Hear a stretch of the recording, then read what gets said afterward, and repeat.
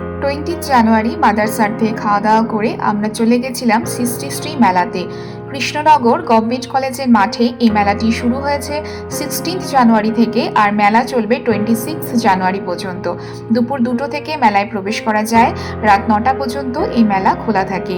এই মেলায় পা রাখলেই মনে হয় যেন বাংলার ঐতিহ্য আর সংস্কৃতি এক জায়গায় মিলেমিশে গেছে। চারিদিকে কত রকমের হাতে বানানো জিনিস। মেলায় ঢুকতেই আমার চোখে পড়ল এক অসাধারণ দৃশ্য। একজন শিল্পী নিজেই একটা টি টেবিলে তার শিল্প তুলে ধরছিল।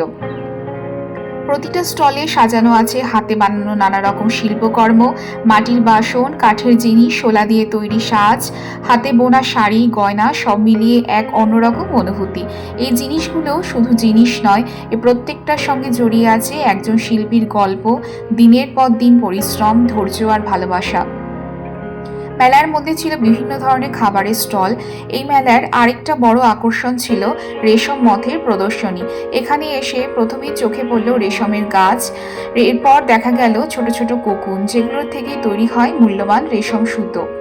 সবচেয়ে অবাক করার মতো বিষয় ছিল চোখের সামনে রেশম মথ দেখা, যেটা আমরা সাধারণত শুধু বইয়ে বা ছবিতেই দেখে থাকি।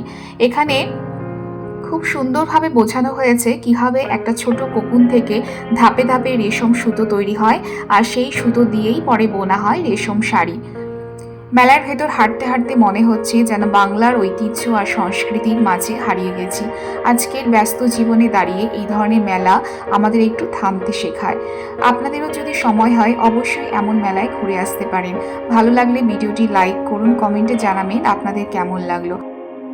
আজকের মতো এখানেই শেষ। আবার নতুন ভিডিও নিয়ে খুব শীঘ্রই দেখা হবে। Thank you for watching my video.